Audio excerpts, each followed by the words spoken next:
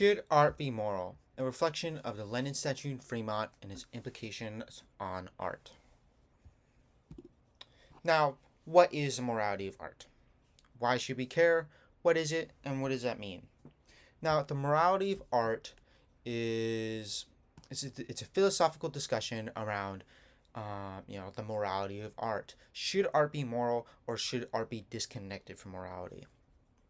You know, should we praise art pieces that have immoral connotations, such as this painting right here glorifying Napoleon Bonaparte? This is a very iconic painting, very famous. And this painting, it shows Napoleon, a conqueror and a warlord, in a very glorious stance. It shows him as heroic. And moralism would argue that this piece is wrong because it's glorifying a warlord, but aestheticism would praise this piece because it is very visually beautiful. And this leads me to my next point. Should art be moral? Now, in moralism's case, this leads to the grand debate between moralism and aestheticism, the two more extreme camps. And while there are different ideologies in between them, I decided to focus on these two camps instead of the other ones. Now, on the moralism side, for example, another example, we have The Triumph of Will, a very controversial film for obvious reasons, because it is a Nazi propaganda film. The issue with this film is that it is very beautifully shot. The movie, I watched it personally, and the movie is very creepy in how it glorifies Nazism. But it's very beautiful. There's some very beautiful takes, and it's well shot and well choreographed. But it is Nazi propaganda, and there was an act of genocide occurring when this film was produced, and it is glorifying Adolf Hitler and the abhorrent Nazi regime. Now, aestheticism would state that this film is okay because we are disconnecting the morality from it, and we are just judging it on its aesthetical beauty, and that this film is a really well shot film, so it deserves to exist. While moralism would argue that it isn't, for it being Nazi propaganda. Now, this connected to a very recent issue, and that is the shooting and killing of a healthcare CEO. And here in these two pieces, you can see that these artists have decided to paint the assassin. They're glorifying this assassin. Now, while the healthcare CEO, even if the healthcare CEO himself wasn't a good person, should we be glorifying someone who shot some guy to death? And this leads to another example between moralism and aestheticism. Aestheticism would argue that these pieces are okay because they're very aesthetically striking, they're very beautiful, well rendered, and well painted. While moralism would suggest that, maybe these pieces shouldn't be super glorified because they are giving a very positive light to a murderer.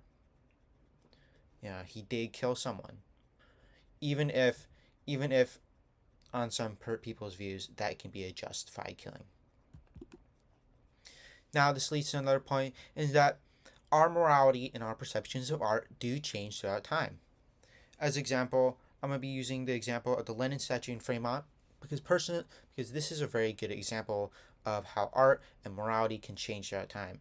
This statue has gone through 3 major eras in our recent history, and it provides an amazing backdrop and example of how art can be changed. As you can see, this Lenin statue in Fremont, it has the Ukrainian colors splashed onto it. So, its creators, so this statue was created in 1989, and it was made by the artist Emil Venkov. I'll probably butcher that name, I'm sorry. And Emil Venkov, he was a controversial statue maker, as opposed to other views of the Lenin statue. This statue gave a more grounded view to Lenin, and that this Lenin, he was a murderer. He did lead a violent revolution against a czarist government, and he wanted to depict this in a statue, with the backdrop of industry and violence and guns. This actually was controversial with the Soviet regime, and they wanted him being more benevolent, while the artists disagreed with that. So that's what he portrayed in his statue. As you can see, the Lenin statue is more aggressive as he is marching forward. Post-Soviet meanings. So in the 1990s, when the Soviet Union fell, the meaning of the Lenin statue changed a lot. The Lenin statues, Lenin was used as a scapegoat, as a blame, as a representative of the communist ideology or the Soviet ideology. And they destroyed these statues as their hatred against the Soviet regime, which was oppressive and a dictatorship. So they did, yeah. Now, how it arrived to America. Lou Carpenter, he was in Slovakia, and he saw the statue, and he wanted to preserve it as an art piece, even if you could argue that it isn't morally right because it is still giving a grandiose vision of Lenin. As you can tell, Lou Carpenter was probably,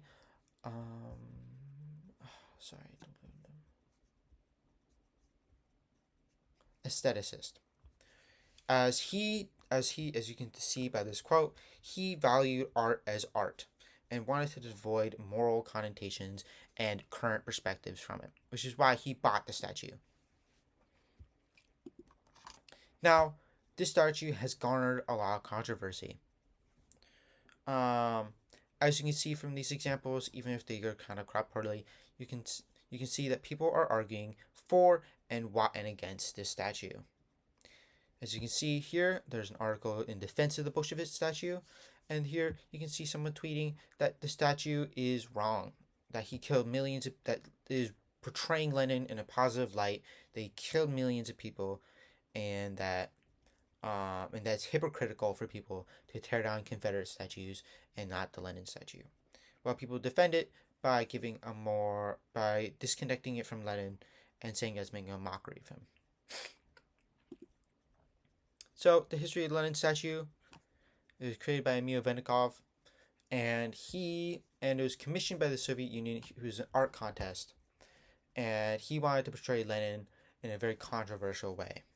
He wanted to portray him as how the Russian Revolution really was.